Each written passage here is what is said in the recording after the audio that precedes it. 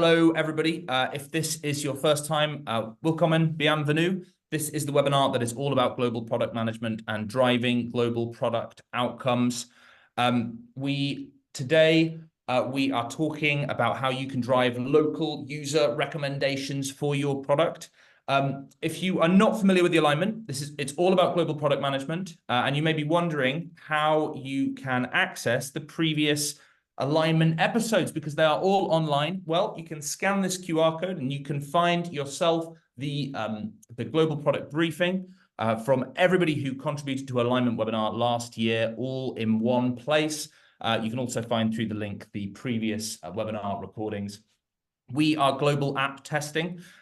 We are an organization that helps enterprise software businesses understand their global users and their global product experiences. That is why we launched the alignment webinar to help to help product managers understand their global product experiences and dig into how you do that. So today it's all about how can I get local users to recommend my product. We've got a fantastic panel with us here today. First, we've got Kristen Gutierrez. She's the VP of Sales and Marketing at the Language Network. Hello, Kristen. Kristen is going to be talking all about how and why a product team should behave like a sales team and applying some of that sales and marketing expertise to product teams. Second, we've got Neil Street. Neil is a product manager at Stripe. He is going to be talking a little bit about product excellence and how it can help drive local product recommendations. Obviously, that's what Stripe is all about. Third, we've got Elliot Rayner. Elliot is the CMO at Orion. If you're not familiar with Orion, the reason that your trainers are hurting and perhaps the reason that you've abandoned your New Year's resolution to do more running is because you are not using Orion technology in your shoes. Elliot is going to be telling us about the science of storytelling and how it can inform your product management. And then finally, we have Hila. Hila is the CMO at Blend. Blend are a one-stop localization services provider, which help businesses drive their local product growth. So I am going to hand over to Kristen now. Kristen is going to be telling us all about how product teams can behave like a sales team. Over to you, Kristen. Okay. Hello, everybody. Can you hear me? Thumbs up. Yes. From Adam. Yes. All right. Great. So as he said, thank you so much for having me here. It's been really fun collaborating with the other panelists to kick this off. I am coming from 20 years as a career sales professional and leader in the localization industry. And I did work for a minute, part of my tenure within NetApp, within their globalization program strategy office. And so combining all of my experience, I know that at the end of the day, listen, who here doesn't like used sales car lot people, right? That is not what I am talking about. I am talking about enterprise, sales mindset. And so I'm talking about adapting a seller's mindset, whether you sit in engineering, whether you sit in product, whether you sit in country, no matter your role or function within the company, how to help others within your company promote your product and to get your end users talking about your product. It really can come down to having a seller's mindset. So let me frame this up, and then I have a little worksheet to share with you, and it will be a leave behind. And I know Adam and the team will send it also with the notes afterwards. So seller's mindset, it's all about solving a problem and helping people. It's about staying curious and also having active listening. So whether your client is your internal stakeholder, right, a department head, or whether your client is your in-country local users, what's in it for them as it relates to using your product. And I know someone's going to share later about storytelling, right? And like how you can use stories about what your customer achieved by using your product, and not about the features and benefits of the product, but what were the real outcomes that the customer saw as a result of your product. Those are the things that you really want to latch onto. So seller's mindset is all about confidence in your team and your product. And if you adopt the mindset that everyone is in sales and service, and that it's not your job to promote your product internally and to promote your product with your local end customers. That will help increase engagement.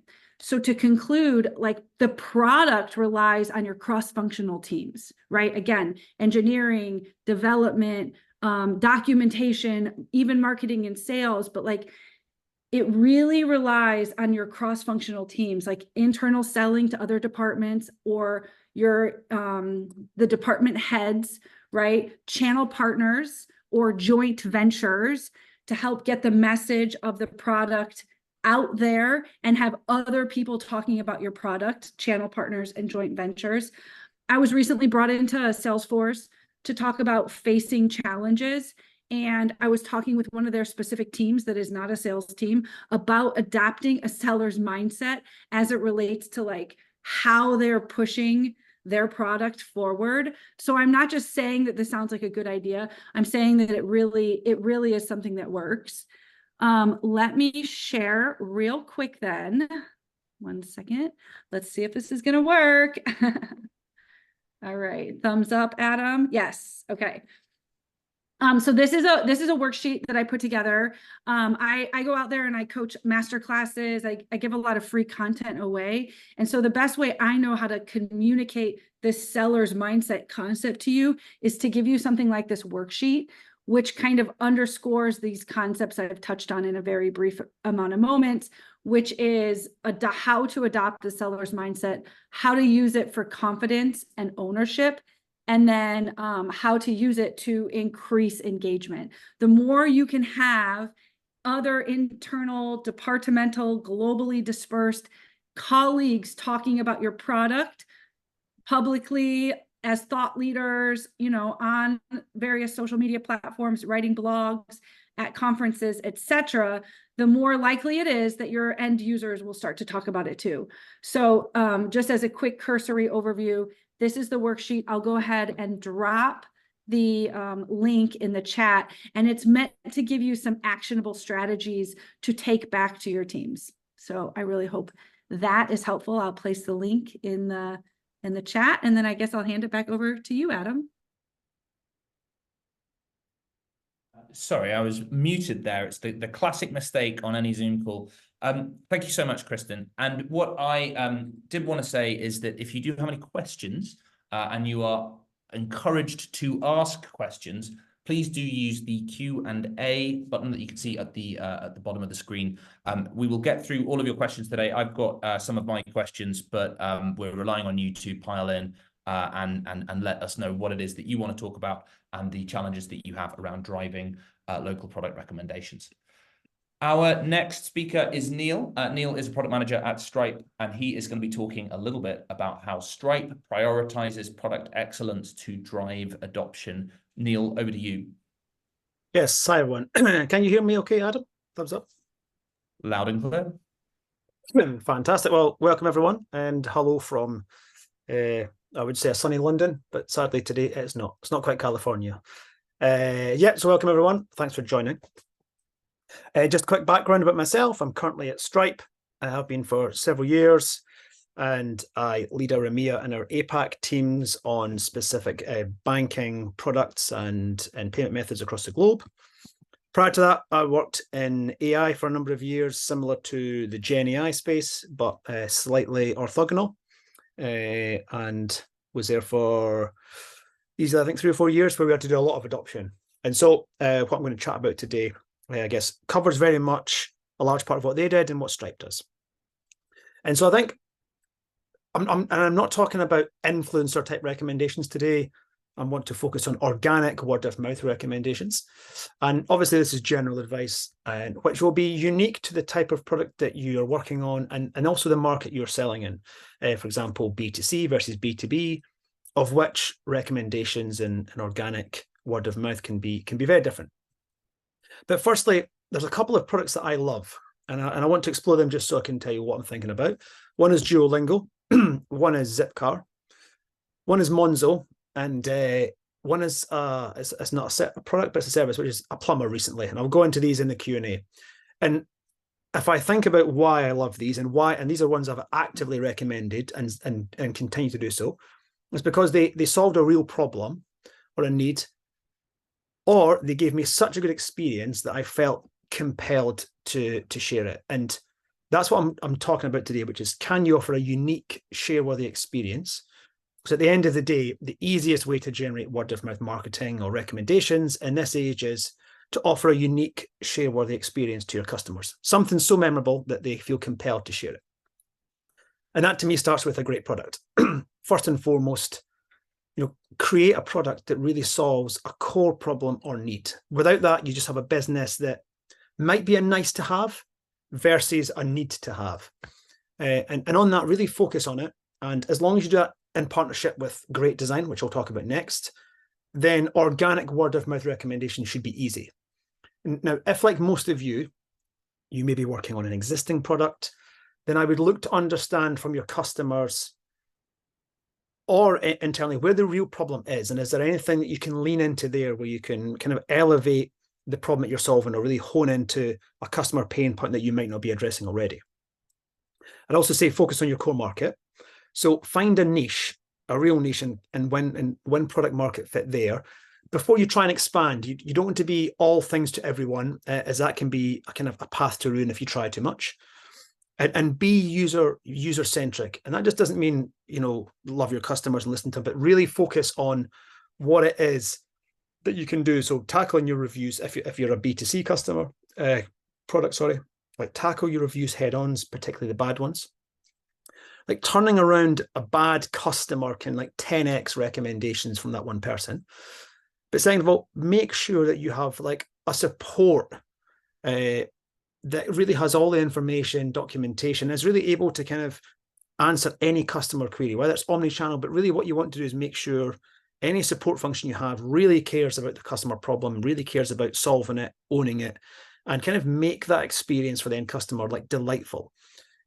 For a customer to move from an incumbent to you have to offer like an experience that's 10x more than what they currently do, particularly on products where it's a commodity and you're paying by price. So number one, really solve the core problem. Number two, great design. So really have a beautiful design, and that's where Stripe did it really well. They kind of won. They've never had marketing growth, and what they did, which fueled their growth back in I think 2012, was they built a product that solved a core problem, which is managing online payments. It was really difficult. They made it really easy to use, and they focused on developers. That was their niche. And they made it so easy, and they made our documentations so good and so helpful that is what developers recommended to other people. This led to like hyper growth where we almost didn't spend any money on marketing. So we had a great product that solved a problem, and we just made it beautiful and well-written documentation. And that's not just so it's not just the UI, it's that whole product. So the onboarding experience, the user experience, like how easy it is to contact support and get issues resolved. It could be just literally simply answering the phone or responding to support really quickly. And really just to try and remove any unnecessary friction. And these points are, I'd say, product 101, but a lot of people can forget them and they try to do fancy marketing ploys. But ultimately, if you can't answer one of those two questions and you're not doing them, then I would start with those initially. And things like personalization you can do is great. But the one that's really works for me is like referral. So if you can really do anything that will 10x that word of mouth, it's referral. Give customers an excuse to refer your business, like incentivize them to refer.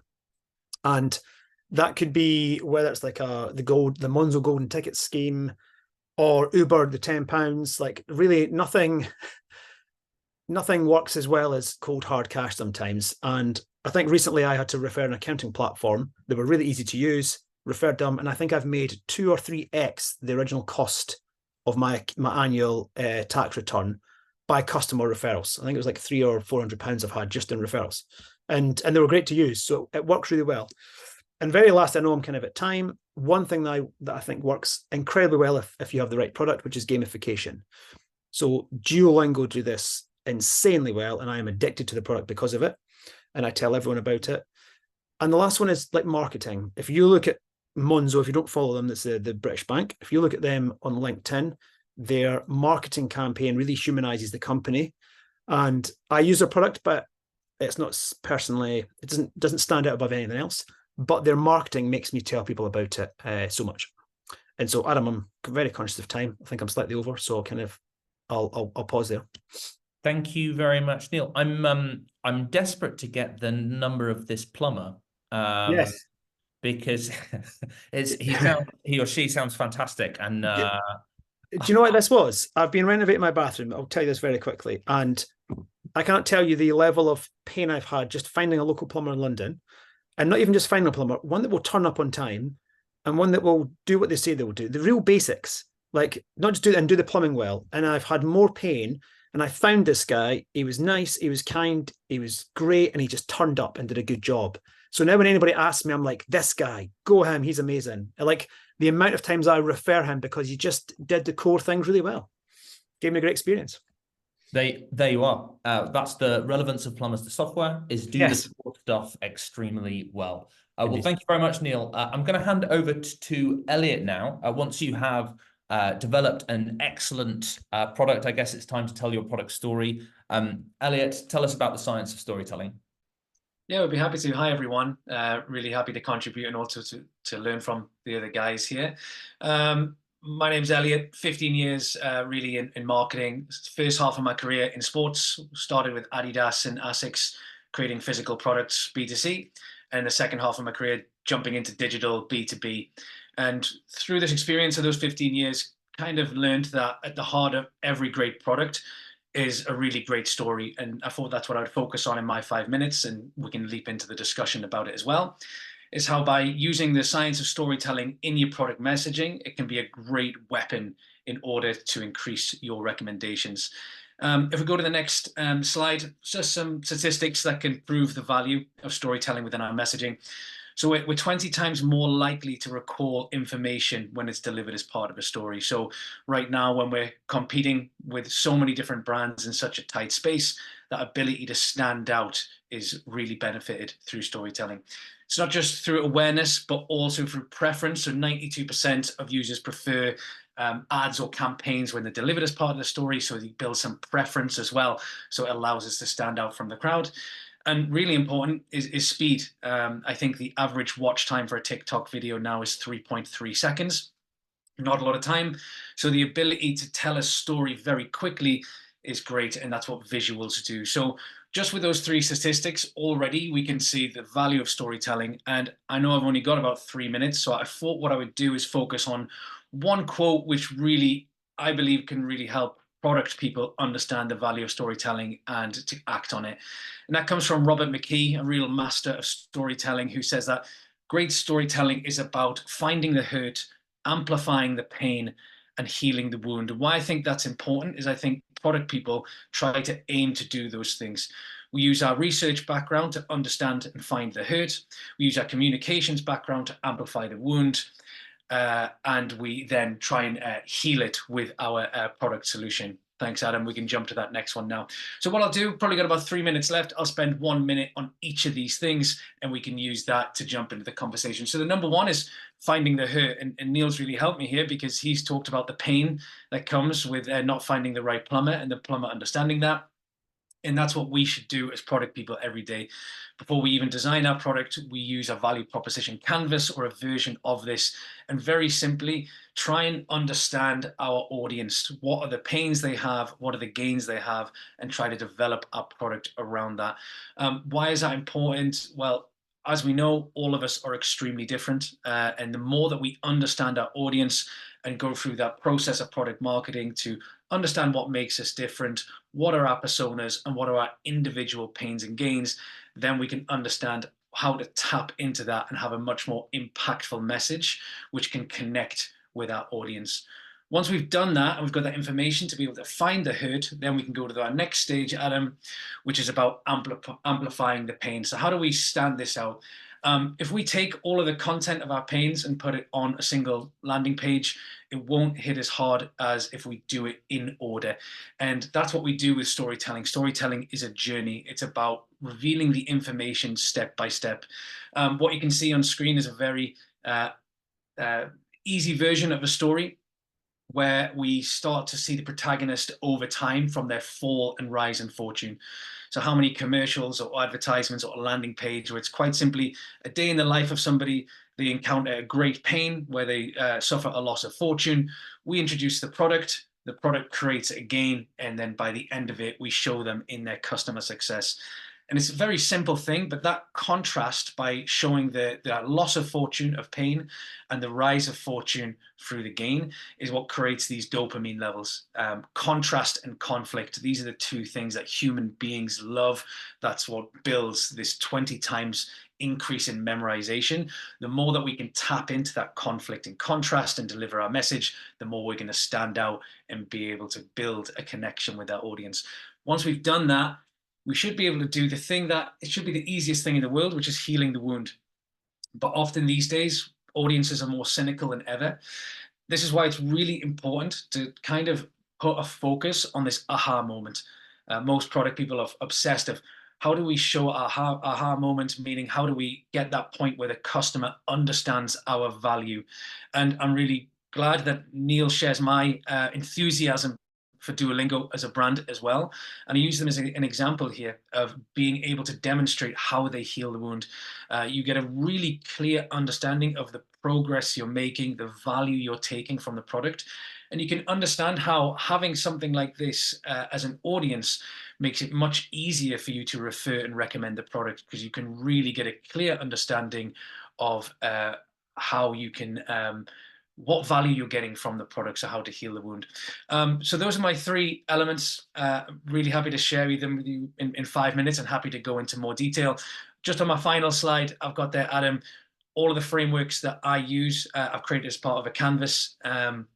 You can find it on Miro for free, and it can just teach you some of the basics of the science of storytelling and help you to create some more impactful product storytelling.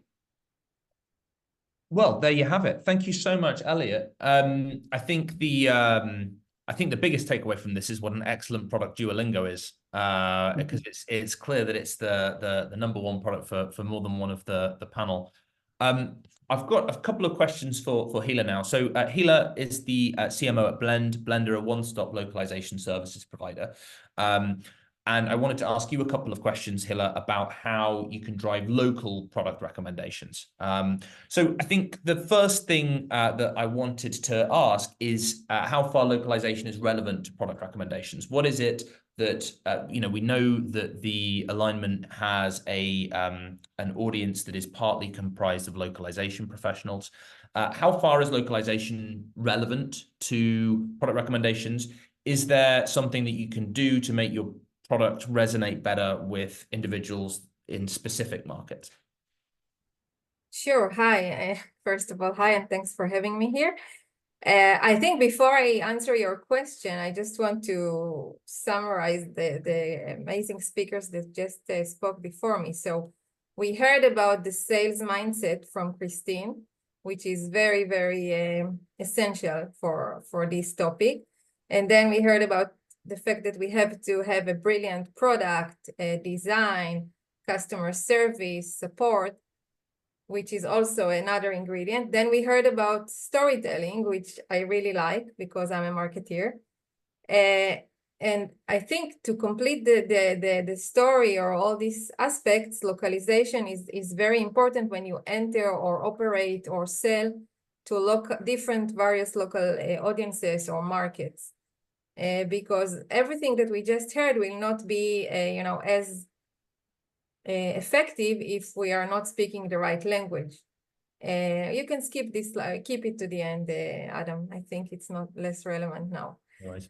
So obviously, when we work in a new market, in a different language market, it's very, very important to build the trust with the audience, to win the credibility, because people like to buy from a brand they can trust and feel that this company or brand understands them, speaks their language in a fluent way. So this is where localization comes in.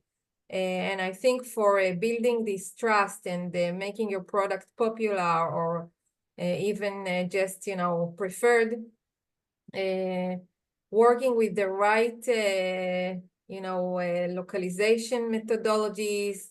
It can be, in-house, it can be with local people, but really become as native as possible, I would say. It is very important. What is the most important thing that you should do before entering a new local market to make sure that you are successful there and that your product So gets recognized? besides of speaking the right language and avoiding errors, cultural, linguistic errors, not knowing your audience before they even know you, I think, as in a marketing mindset, I recommend to really do some research about the market. First of all, see if there is a relevant audience for your product in that market. You can look at your analytics tools, be it Google Analytics, Twitter, Facebook, LinkedIn Analytics, to see where your audience is coming from. So if the market is relevant, try to make sure that you understand your buyer persona in that market. And, some things change from one market to another. And really talk to your audience. I think one of the speakers here talked about the pain, Elliot, right? So, and I couldn't agree more. I think pain and understanding the pain, and it's, even if we are in different countries, I guess the pain might be similar, but just make sure you understand and can address it with your messaging, with your content, with your product. So market research, brand, like buyer persona analysis, and talk to your prospects, talk to your clients, collect as many insights and data points as possible before you go in. And final question, what is it that you think makes people talk about products, or makes people talk about your clients' products that you've seen?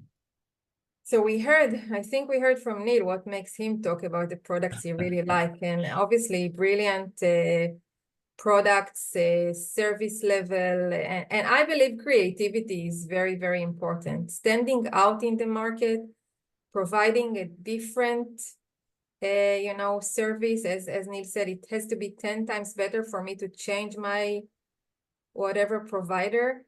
So try to be as creative as possible. I think here, you really need to think and to understand the mindset, the culture, the nuances of the market. I haven't heard of Monzo, but now that Neil mentioned it, I looked at it and it looks brilliant. So I guess being creative and thinking about the value that I can provide to my audience, the value, the tips, I think as a marketeer, we need to think about our audience and what can we do to help them be better at what they do. We at Blend, we are a localization company. As you said, we sell to localization managers, growth managers, marketing managers, and sometimes even product managers. And we try to make their lives as easy as possible, come up with content ideas, be it a social media calendar with all the holidays from all over the world to make their lives easier, or just putting them at the center of our content, focusing on them, and really giving them the credit they deserve for the work they do. So think about your audience and how you can help them. I think this will help you also, get some word of mouth and referrals and good, hopefully, traffic and sales. Fantastic. Thank you very much, Hilla. I've just got a couple of notices that I want to take everybody through before I get the slides off of the screen, and hopefully we can have a more natural conversation. So first, obviously, Blend have a huge portfolio of different products. You should check them out. They're a one-stop shop for localization services. Here you can see the calendar I just mentioned, the social media calendar, which is the previous slide. Yeah. And also, if I can just say that we are having a game localization webinar next week. If you're interested, you can sign up here. And we are offering $75 coupon for participants to try out our quick translation and localization services. So absolutely. In addition, we have launched the next episode of The Alignment. If you're enjoying this episode, you should come on down. It is on the 17th of April. This will be called Why Does Your Product Perform Better in Some Markets Than Others? And we're going to be looking a little bit more closely about how you can understand the data that comes in order to help shape your commercial strategy in a global sense. There is the global app testing, global product briefing was launched a couple of months ago. You should also check that out. That is everybody who's ever been in an alignment in 2023. And it's all of their insights refined into a single punchy document, which covers everything in terms of how to launch in multiple markets and manage a global product. And then finally, we have our regular offer here on the alignment. This is how you can launch a free localization test in your chosen markets. That would be where you sign up and you set our testers on your live product and see if you can't find globalization issues or challenges that are actionable and that can be resolved for you. So with that, that's all of the notices done. And now we get to align. So I've got this sort of toggle to light speed, which is where we get to align. I'm going to stop sharing now. The first thing I'd just love to go into, and just to urge people who are attending, if you do want to ask questions, please jump into the Q&A below and send over your questions. We've heard from Neil and Elliot their favorite software that they think evinces the principles that they've advocated. I wondered, Kristen and Hila, if you guys have software that you think is particularly good at driving product recommendations that you could explain why you think they're so good at doing it. We talked in the initial, sorry, Kristen, you want to go first? We talked about Canva in the pre-show, and I think Canva is a very good example of a brand that really exploded through word of mouth. I don't think they did any paid marketing or campaigns back then when they started, and it's like a very good example, in my opinion, of brilliant product. Mm-hmm. And also a great brand that they built. So I really love Canva. And what is it that makes them a brilliant product and brand?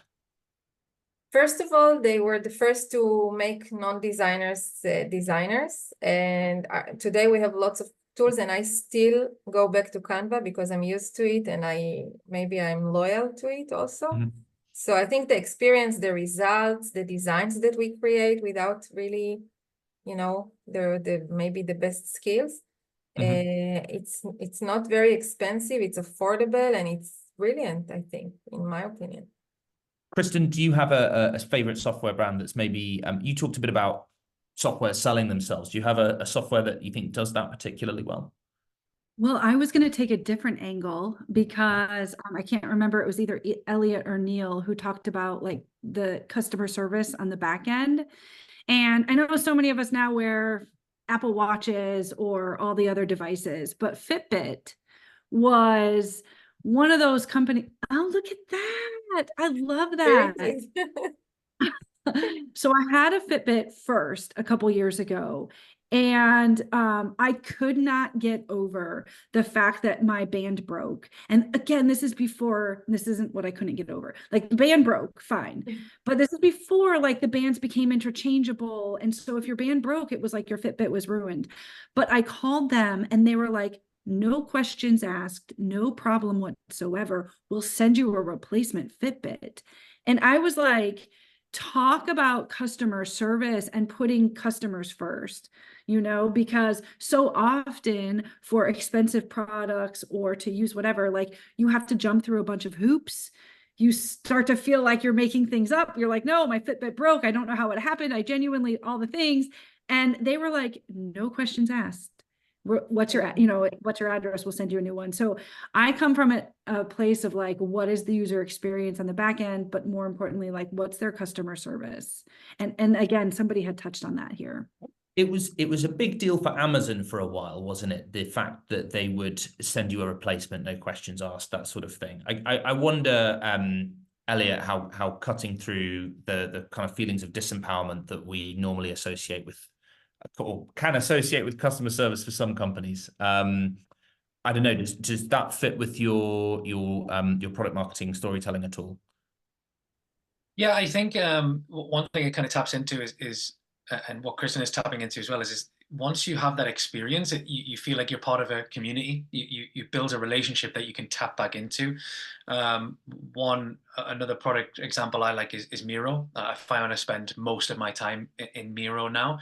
And I think one thing they tapped into is that building a community that can allow other advocates to sell your product for you. I mean, I think that's a really great way to grow very quickly, is instead of you telling how great your product is to get other people to do it. Why that ties so well into storytelling is, one thing I teach about storytelling is that there's 3 elements to it. There's logic, emotion, and credibility. They're the 3 things you need to be able to tell a great story. And what this goes into is credibility, because if I tell you how great I am, you might not believe me, but if one of your friends, or as Neil was saying with the plumber, for Neil to say, trust me, to his brother-in-law or his auntie, this guy's great, that credibility is 10 times better than the plumber spending a lot of money to do that.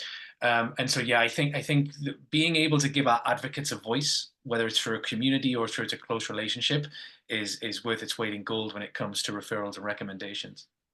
And is that something that you'd literally build shareability into the product, or is that a sort of broader thing about product and service and brand?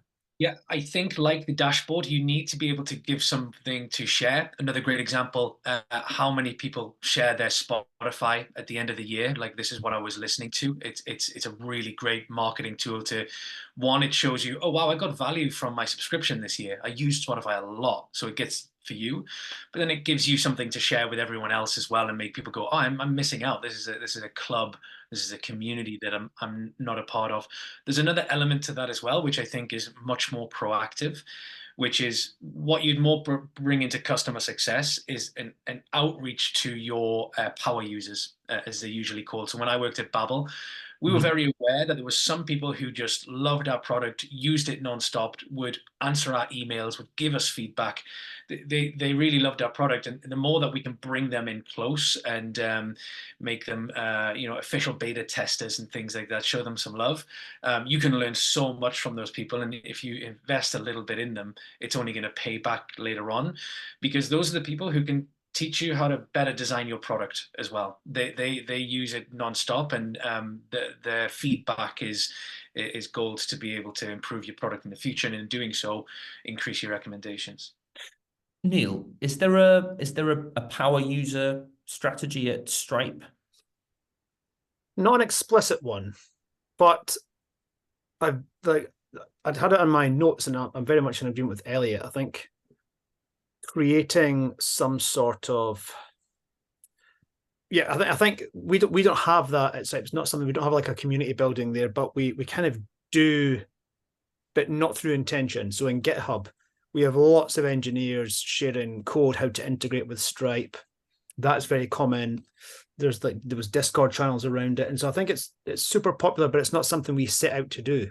And we do have super users. They tend to be developers. And I think that was the niche that we targeted.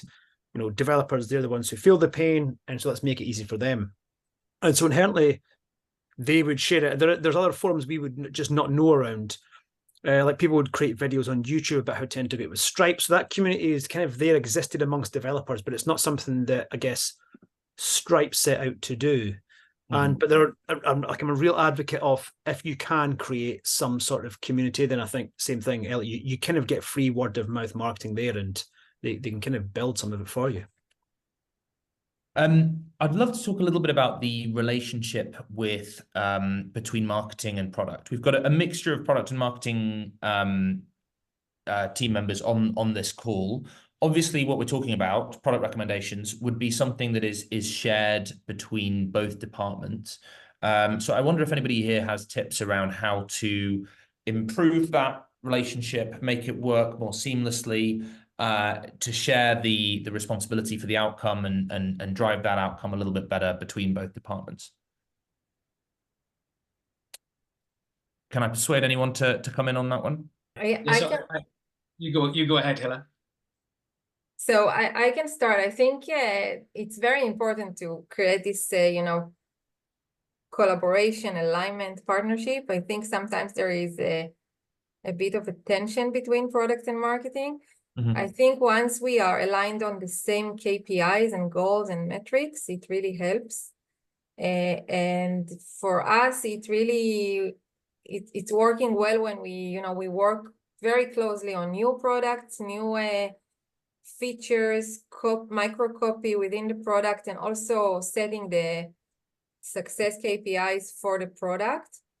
And obviously, the more we educate each other on what we need from each other, like competitive analysis, market research, customer feedback, I think we mentioned here, the better results we are getting. So when we prepare for a launch, for example, it is really a teamwork, around all the assets and all the preparations and the measurements and events tracking and everything that we do together to make it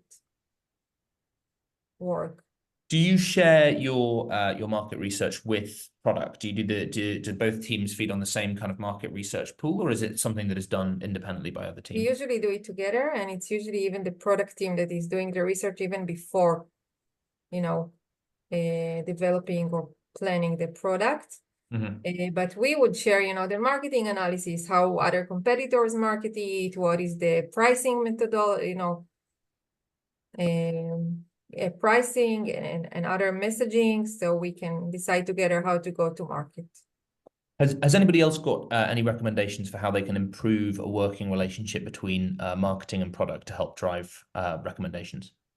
I mean, I can share some insights because it's not just these two departments. It could be any department, right? And I mean, I really just know that this cross-functional collaboration, while it is often sticky and a little bit challenging for different reasons, depending on the two departments, but is there a communications manager that can liaise between both departments? Is there a newsletter? Is there an internal blog or wiki of sorts where information can be shared? Is there like a cohort in the middle of the two departments that can come together regularly, monthly, whatever the cadence is, to talk about the issues or the things that we're trying to move forward, and then go back to their individual teams to update? Because I just feel like with anything in life, the communication and the transparency of the information, I mean, what's relevant to the right person is really relevant. Ironically, I am reading, Neil, does this look familiar to you or no? This is the Scaling People. Very familiar, yes. It's literally on my desk. So this is Scaling People, the former COO from Stripe, wrote this enormous book. And it's actually she's lovely, by the way, as well. She's really nice. She seems amazing. I would love her. So many of the concepts that she talks about in this book is exactly answering this kind of question of just like how to keep teams informed and how to build that bridge. Okay. The sort of Stripe go in for the Stripe Press. There are some amazing books actually. There's like and quite a few of them. It's quite a like a heavy approach to content, which as a content manager I love to see. I think they are quite impressive, and they're nice. They sit around the office and you can read them and borrow them and take them back. They're lovely looking books. Again, great design. I think it was slightly before my time that Stripe Press started. But again, I think at Stripe, we are very big on the written word, similar to Amazon. So, a lot of meetings start with us reading a document, turn the cameras off, read a document, you go through it, and then you have a meaningful discussion. It's not high level stuff, and really senior engineers and leaders go into comments and they go into the nth level of detail. It's fantastic to see across all parts of the org. And even people in cross-functional teams like legal, marketing, they get to a level of detail that you may or may not expect in other companies. So the written document or the written word is extremely important, and it's because it clarifies thought. Writing down your idea, your proposal, whatever it could be, whether you want to get a decision made, writing down what the options are, why we should choose this one, what you recommend, and having everybody comment, like that is a large part of what we're doing. So I think that's where maybe the Stripe Press came out of it. So the joy of the written word. I know Jeff Bezos once mandated that nobody could do a deck because in his view, decks were the reserve of poorly thought through ideas being presented to him by people who hadn't prepared. So he felt as though writing out long documents at least made people think about what they were going to say to him. and actually, I never used to be an advocate of it until I moved to Stripe, and I'm very much pro that now. I think it really does. I really agree with Jeff Bezos in that regard. I think it's a fantastic behavior to carry out. One thing I'd love to ask, and this is partly in response to Neil's talk, but I want to ask the rest of the panel as well. So obviously throughout this webinar, we've talked a little bit about software brands that we think do it really well, and there were lots of different moving parts and elements that have made whatever it is, Monzo, for example, an experience you'd really want to recommend. All of that can be quite daunting, right? You said, Neil, that you should be 10 times as good as the next best competitor, which is, is great to say. But from the perspective of an individual product manager who's joined an organization, what is the thing, if you're, as most product managers are, working in a business where the product is okay, what would be the thing that you would recommend doing in order to drive up recommendations the most and the fastest?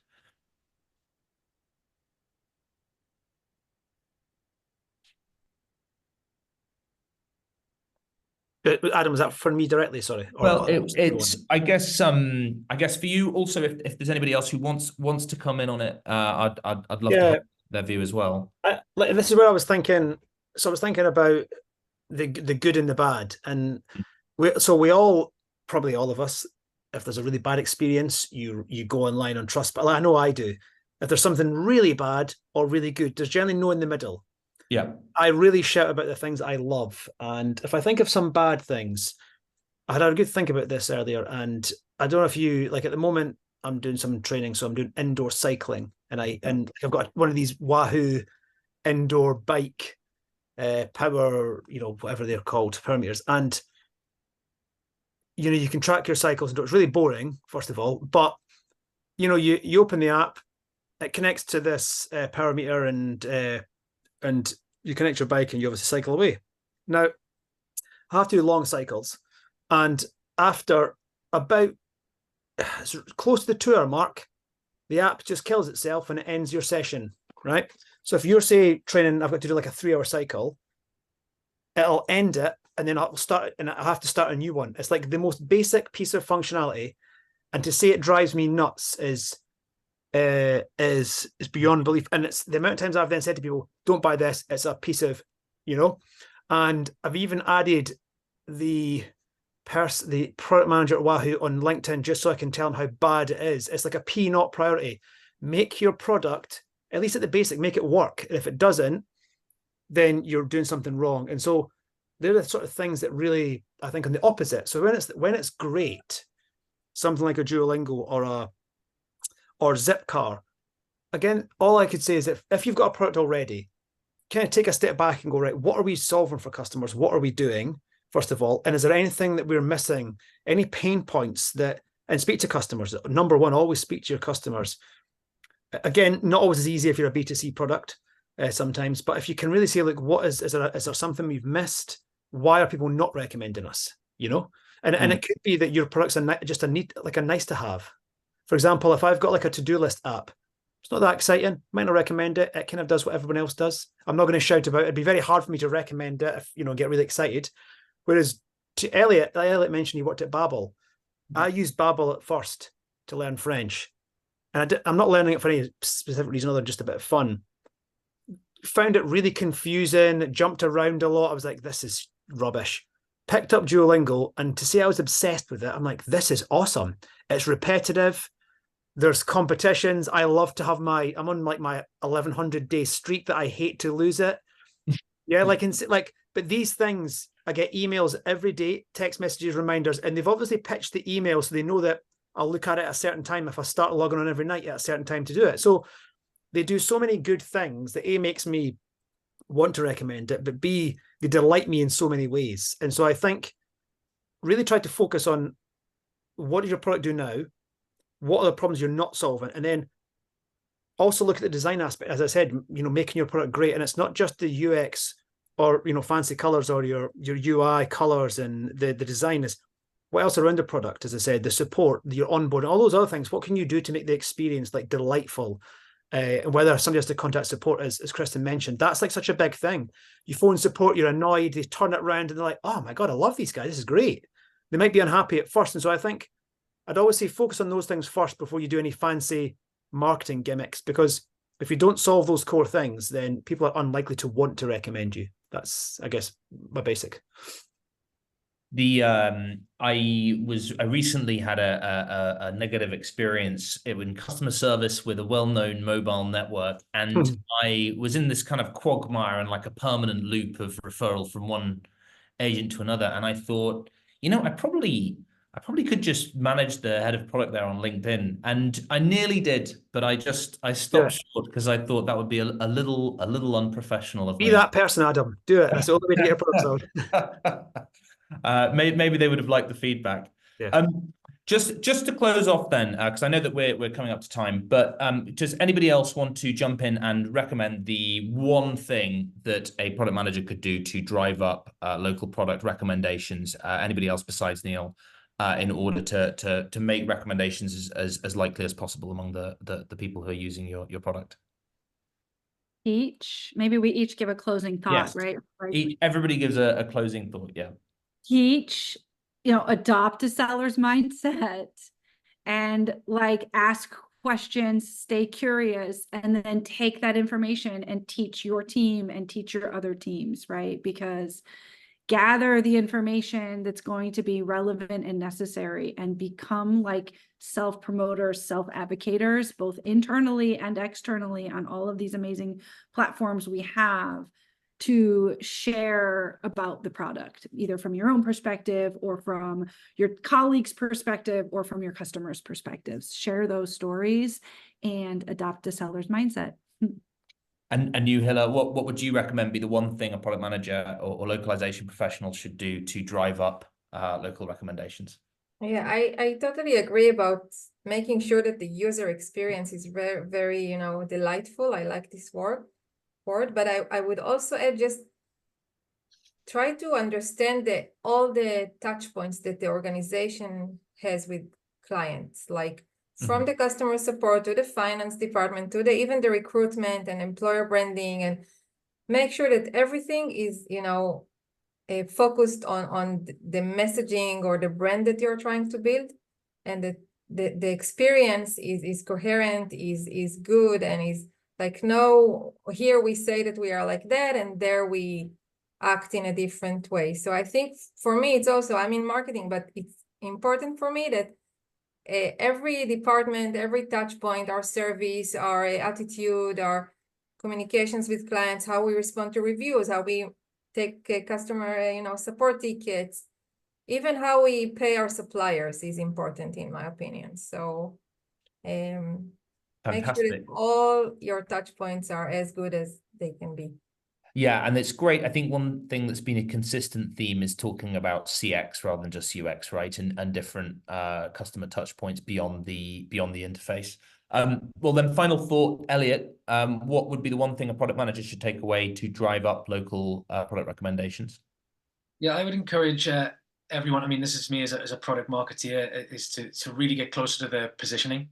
I think when you do your positioning effectively, you reveal a lot of the clues that can help you do this. You need to understand what makes you unique, who cares about you the most, and what's your differentiated value. And if you know those three things, it's most likely that in there are the things that are going to make people recommend you. And outside of that is explore some easy wins. I'll give you a good example. I just bought a pram for a baby from a well-known brand, and straight away as I open up the box, it says if I fill in a review, they'll extend my 2-year warranty to a 3-year warranty. We're probably going to give me a 3-year warranty anyway. They usually do for baby things, but straight away it's something free for me. I identify with it and I filled it out, and they have my connection form as well. So really simple thing, but it works. And once you've got people on the hook with your brand, and if I like the product, then I'm much more likely to contribute and be a part of the community in the future. Fantastic. Well, thank you very much. Thanks to all our panelists, and hopefully we'll see you all again soon in the next webinar that is on the 17th of April. And that is all about, what is it about? It's about Making your how- product perform well in local markets. That is correct. Yeah, it's about how to understand why your product is performing better in some markets than others. Thanks to everybody here, and I will see you next time. Goodbye, guys. Thank you. Thanks a Thanks, lot. Adam.